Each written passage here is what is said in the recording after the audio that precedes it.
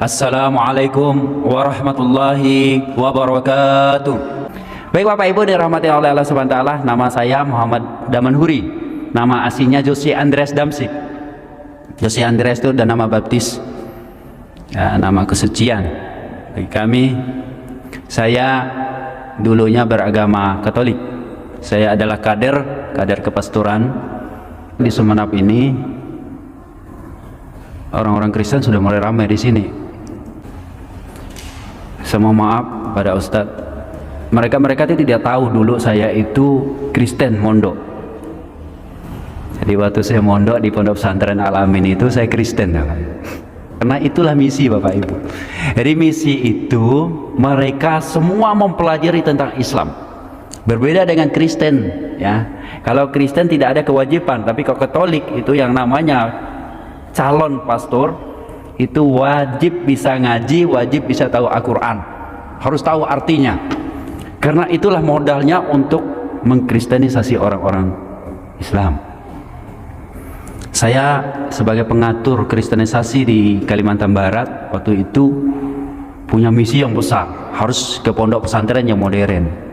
Maka kalau di rumah sana saya atur, kalau di Kalimantan Barat di rumah saya itu petugas penduduk kristenisasi itu saya atur seperti bapak-bapak ini, pakai kopiah, pakai sorban, pakai baju koko, untuk memancing orang-orang Islam supaya bisa masuk ke Kristen. Nah itu kerjanya dulu. Target pertama mereka itu masuk di Sampang. Tidak berhasil mereka di Sampang, pindah ke Pamekasan. Di Pamekasan mereka berhasil membangun 8 gereja. Dan sampai sekarang bapak-bapak kalau makan di tepi jalan itu, sate lalat itu kebanyakan Kristen entah itu. Kenapa? Mereka kasih modal usaha. Mereka sekolahkan anak-anak mereka. Mereka kasih modal, mereka kasih ini itu. Jadi kalau sate lalat di samping jalan itu setiap malam itu yang jualan di sepanjang jalan itu, sebagian itu udah beragama Kristen. Karena nggak jauh dari gereja-gereja itu. Ya, mereka dipantau. Makanya mereka punya target. Alhamdulillah gitu loh. Target mereka tidak tercapai. 2021 target mereka Madura 3/4 orang Madura harus beragama Kristen, tidak tercapai 2021. Makanya sekarang dia lari ke Sumenep. Karena bagi mereka kalau orang Madura meskipun tukang sabit tukang aret itu dianggap kiai. Kiai masuk Kristen, kiai masuk Kristen. Jadi dibesarkan sama dia, padahal tukang aret. Itu mereka luar biasa Bapak Ibu. Kristenisasi itu luar biasa. Mereka kuat dengan keuangan mereka. Alhamdulillah tahun 99 saya akhirnya menyatakan masuk agama Islam dan bersyahadat di depan almarhum Syekh Jainuddin Abdul Majid Pancor, Nusa Tenggara Barat. Ya Bapak Ibu, kalau yang pernah ke Kalimantan Barat, Islam sama Kristen tuh hampir 50-50. Bedanya tuh hanya sekitar ratusan kakak saja perbedaannya. Tetapi alhamdulillah per tahun 2021 kemarin Islam tuh melonjak menjadi 60,02%. Dengan apa saya berdakwah secara Islam? Kalau dulu saya berdakwah secara Kristen itu dengan membawa uang, membawa janji-janji, modal-modal. Nah, saya membawa dengan Islam itu, saya bawa mereka dengan cara rahmatan lil alamin.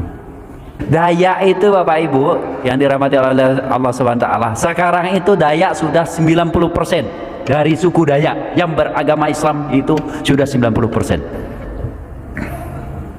Boleh bapak-bapak teliti lagi kalau nggak percaya dengan omongan saya. 90% Dayak beragama Islam sekarang. Ada seorang dokter kemarin baru, seorang dokter hanya dari habis Isya sampai jam 12 malam dialog dengan saya. Pulang ke rumah jam 1 telepon, Ustadz kayaknya besok pagi saya minta disahadatkan. Saya bilang dengan senang hati. Terus kamu syahadat mau dengan apa? Kalau bisa dengan anak-anak. Iya Ustadz, saya dengan anak-anak saya syahadat semua. Dokter, seorang dokter, dan dia itu seorang dosen dokter yang memang hebat dalam agama Kristennya. Makanya kalau untuk menghadapi dokter profesor itu saya paling gampang. Saya sering diundang untuk dialog debat-debat. Saya ketahuan kena tangkap itu.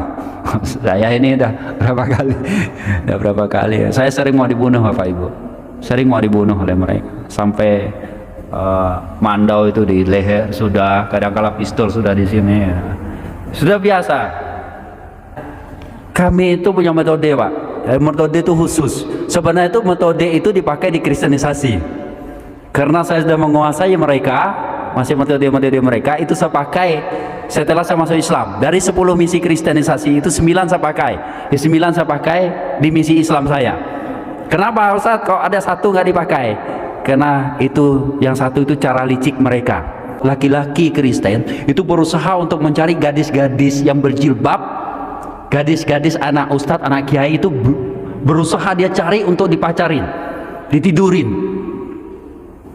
Jadi liciknya mereka seperti itu, ditidurin. Setelah itu sudah dapat hamil, nah udah, kau mau masuk Kristen apa tetap di Islam, kan itu kan intinya itu. Nah itu saya nggak pakai, memang itu nggak pernah saya pakai, nggak saya gunakan dakwah yang satu biji ini ya, nggak saya pakai, karena memang nggak bisa gitu. Benda itu tidak bisa kita pakai di Islam ini kan. Nah, tapi kalau mereka ini kan memang sengaja dapat satu tuh udah jadi istrinya, masuk Kristen dia cari lagi dia. Pokoknya bagaimana supaya orang Islam itu banyak yang masuk Kristen dengan cara seperti itu. Mereka berusaha untuk cari bujang-bujang yang pakai kopiah, yang muadzin, yang rajin beribadah, dipacarin, dikasih modal, dikasih duit, kasih sepeda motor, kan mau tuh anak bujang tuh.